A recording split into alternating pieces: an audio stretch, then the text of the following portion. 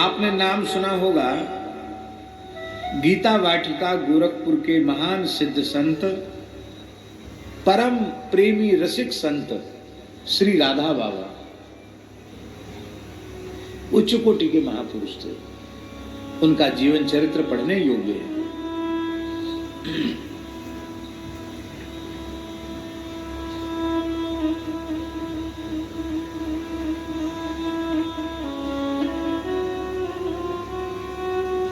वृंदावन के एक संत ठाकुर श्री घनश्याम दास जी, पूज्य श्री राम शर्मा जी के छोटे भाई, हो सकता बाबा ने तो उनकी ठकुराई का दर्शन किया हो, क्योंकि बाबा तो रास बिहारी के बड़े अनुरागी रहे। तो ठाकुर श्री घनश्याम जी, जिन्होंने अपनी ठकुराई में पूज्य श्री हनुमान प्रसाद पोद्दार जी को, राधा बाबा को अनेक दिव्यानुभूतियां कराई, वो ठाकुर श्री घनश्याम जी समय समय पर बाबा उनका स्मरण करते और वो गोरखपुर जाते थे। गीता वाटिका बाबा के पास रहते थे। बिड़मुद कुंज वाले महाराज जी पधारते, महाराज जी तो समय से आते, पर ठाकुर जी को जब इच्छा होती तब बाबा संदेश भेजते थे, ठाकुर जी को बुला, ठाकुर जी आ जाए। अब वहां की जो दैनिक नियमावली है वो तो वैसे चलती।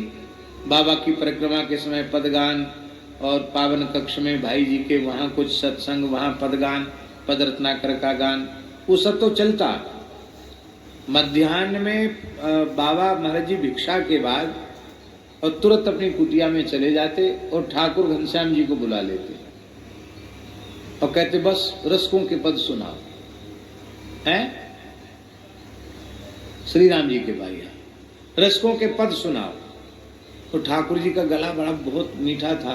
ठाकुर जी तो ठाकुर जी थे और उनको बहुत याद भी था, तो कुछ न कुछ ब्रज की लीला, रसकों के पद सुनाते।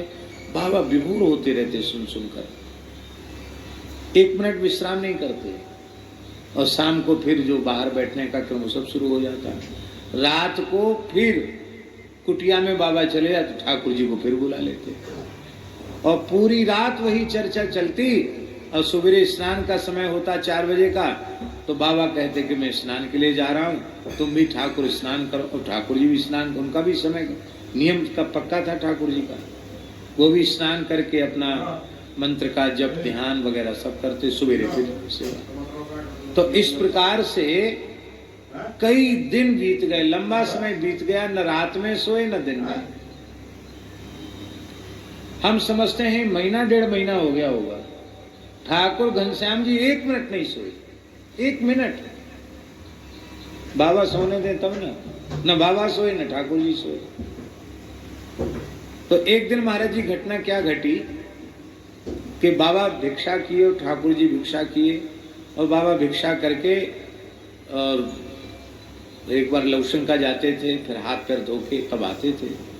तो बाबा लवशंका जाएंगे, हाथ पैर धो के आएंगे, तब तक 10-15 मिनट तो लगेगा।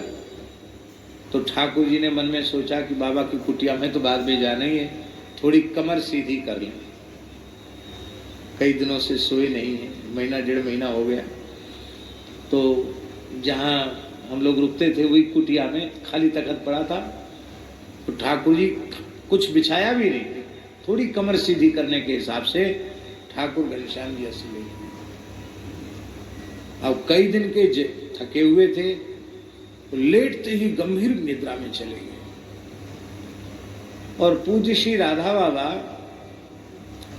लवशंका करके, कुल्ला आचमन करके कुटिया में गए तो ठाकुर जी नहीं दिखाई पड़े, विकल हो गए। ठाकुर कहाँ गया, ठाकुर कहाँ गया? तो स्वयं बाबा चल करके ठाकुर जी की कुटिया तक आ गए। विकलता इतनी सत्संग की। तो वहां कर देखा तो ठाकुर जी खूब गंभीर निद्रा में सो रहे थे, लेकिन बाबा को इतनी विकलता थी श्रवण की कि वे अपने आप को रोक नहीं पाए। एक बार तो लगा कि सोने दो ठाकुर को, लेकिन फिर रोक नहीं पाए। सिर पे हाथ रख करके उन्होंने कहा,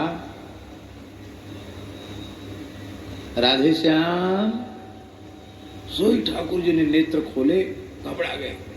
तो सिर पे हाथ रख के बाबा ने कहा, आशिक होकर सोना क्या रे। क्या कहा राधा बाबा ने, आशिक होकर सोना क्या रे।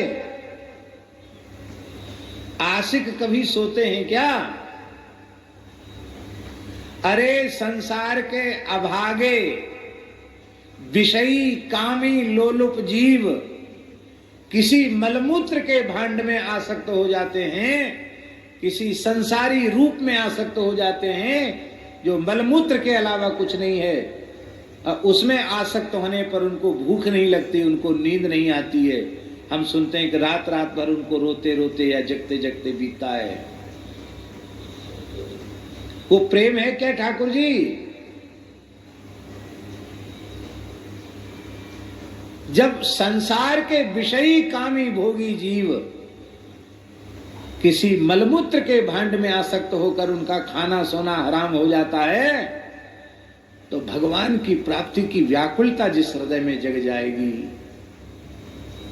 इसी जन्म में इसी शरीर से भगवत साक्षात्कार करना है, ऐसा दृढ़ निश्चय जिस पवित्र अंतःकरण में हो जाएगा, उसको खाना पीना सोना भोगना हंसी मजाक ये अच्छा लगेगा क्या।